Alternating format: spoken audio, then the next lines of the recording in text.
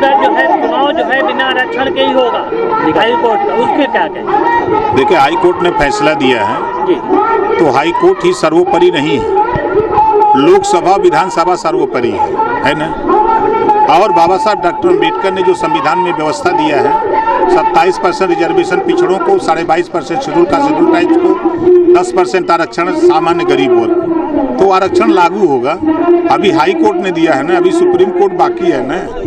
अभी एक खबर आग की तरफ फैल रही है जब से फैसला आया है। तो अब जिन लोगों ने सरकार बनाई है, अब वो लोग भी सरकार में बैठे हुए लोगों से सवाल शुरू करेंगे ना, क्यों भैया अब हमारे साथ क्या हो रहा है, तो वो सवाल करेंगे तो सवाल का उत्तर आएगा। लखनऊ के कार्यालय के बाहर जिसमें लिखा हुआ है कि राजदेव जी को मतलब प्रवेश वर्जित। देखिए, 4 बार की सरकार में अति पिछड़ों के साथ अन्याय हुआ। नेपाल, प्रजापति, बिंद, कीवट, मल्ला, आरा, कर्कवंशी, बंजारा, बहलिया, कंगार, जुल्हा, दुनिया, अंसारी, साईं, दर्जी, फकीर, इन जातियों को समाजवादी पार्टी ने क्या दिया? जब इनसे हक की बात करिए तो बुरा है, इनके साथ लोडर बन के रहिए तो अच्छी बात है। हम अपने आज जैसे महिलाएं आई हैं अपने हक के लिए निकल के आई हैं ना, घरों से महिलाओं को निकाल करके यहाँ तक पहुँचाना बड़ा टेढ़ी खीर है। तो समाजवादी पार्टी को चिढ़ इस बात की हो रही है कि आज जुल्हा, दुनिया, अंसारी, साईं, दर्जी, फकीर, शेख सैयद पठान को कितना सिपाही दरोगा बनाया, ये सवाल अगर देश में कोई कर सकता है समाजवादी पार्टी तो सिर्फ ओम प्रकाश राजभर। इस देश में पाल, प्रजापति, बिंद, कीवट, मल्ला, राजभर, चौहान, आरा, कर्कवंशी, बंजारा, बारी, बिहार, इसको हिस्सा कितना दिया 4 बार की सरकार में? ये आपको वोट क्यों दे? इसको राजनीतिक चाहे हिस्सेदारी हो, चाहे नौकरियों में हो, चाहे किसी भी क्षेत्र में सत्ता में रह करके आपने क्या दिया? जब ये सवाल अगर कोई पूछ सकता है किसी से तो ओम प्रकाश राजभर के अलावा कोई नहीं पूछ सकता है। तो समाजवादी पार्टी के मुखिया माननीय अखिलेश यादव जी को ये बात बुरी लग रही है कि हम तो अभी तक लोडर पैदा किए हैं, ये लीडर कहाँ से पैदा हो रहा है? तो उनको ओम प्रकाश राजभर से घबराहट है कि ये लीडर पैदा हो रहा है। तो 38% आबादी अकेले अति पिछड़े अति दलित की है। ये हिस्सेदारी अगर इनको जगा दिया तो फिर हमारा क्या होगा? फिर ये जुल्हा, दुनिया, सारी, साईं, दर्जी, फकीर, शेख सैयद पठान ये भी अपने हिस्से की बात करने लगेगा तो फिर तो हमारी खटिया खड़ी हो जाएगी। इस नाते ओम प्रकाश राजभर का विरोध हो रहा है। चुनाव का इस बार क्या रहेगा आपका? देखिए, चुनाव के 4 महीना 6 महीना के आसपास जब आता है तो पार्टियों का गठबंधन होता है। तो भारतीय जनता पार्टी भी 50 दलों की मिला के सरकार चला रही है। यूपी में 3 दलों की गठबंधन, बिहार, सब पूरा प्रदेश गठबंधन से है। तो गठबंधन 4-6 महीने रहते हैं तब होते हैं। उसके लिए अभी इंतजार करिए कि कहाँ गठबंधन होगा, किससे होगा। निकाय चुनाव में इस बार क्या आप? निकाय चुनाव भारतीय समाज पार्टी अकेले अपने दम पे लड़ेगी। नेताजी, अब तक तो आप लगभग गठबंधन से ही रहे हैं, तो आपकी बार आपका विचार क्या होगा? अब कई बार बतावें आपको? बता तो रहा हूं कि आगामी लोकसभा का चुनाव आने वाले दिनों में जब 4-6 महीना रहेगा तो गठबंधन के विषय में सोचा जाएगा।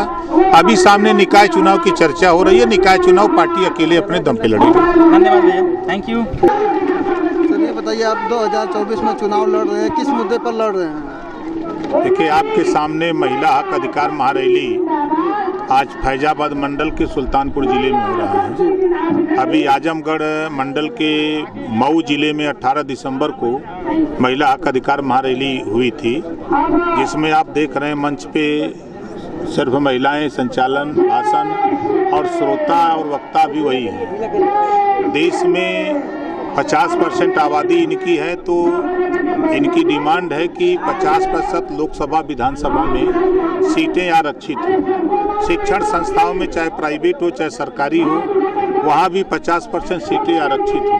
नौकरियों में भी 50% इनको रिजर्वेशन मिले। जब गांधी जी के नाम पर गुजरात में शराब बंद हुई तो बिहार में भी शराब बंद हुई, पांडिचेरी बंद हुई। तो इनकी डिमांड है, ये चाह रही है कि हमारे उत्तर प्रदेश में ही पूरे देश में शराबबंदी हो। इन चीज़ों को लेकर के ये महिलाएं खुद आंदोलन करने के लिए तैयार हैं। हम इन लोगों ने, जब मैं गांव में गया तो इन लोगों ने कहा कि हमारी लड़ाई ज्वाइन नहीं बल्कि हम लोग खुद आगे आकर के लड़ना चाहती हूँ, तो इनको आगे किए हैं। ये खुद 50% हिस्सेदारी लेकर के लोकसभा विधानसभा में अपना नेतृत्व करना चाहती है। और भारतीय समाज पार्टी अभी इस देश में रहने वाले जो वंचित समाज के जो लोग हैं 75 साल की आज़ादी में जिनको हक हिस्सा सम्मान नहीं मिला है, उनको हम लोग पार्टी से जोड़ करके अभी अपना संगठन को मजबूत कर रहे हैं। आने वाले दिनों में जब 4-6 महीना रहेगा तो देखा जाएगा कि कहाँ से गठबंधन होगा, कहाँ नहीं होगा। सर ये बताइए, करप्शन इतना बढ़ चुका है, आप इस पर क्या कहना चाहेंगे? देखिए, 135 करोड़ में 130 करोड़ से ज़्यादा लोगों के ब्लड में करप्शन है जी। अब इसके रिफाइन करने के लिए मशीन बने तब न सही हो। आज एक पोस्टर लगा हुआ है सपा कार्यालय लखनऊ के कार्यालय के बाहर, जिसमें लिखा हुआ है कि राजदेव जी को मतलब प्रवेश वर्जित।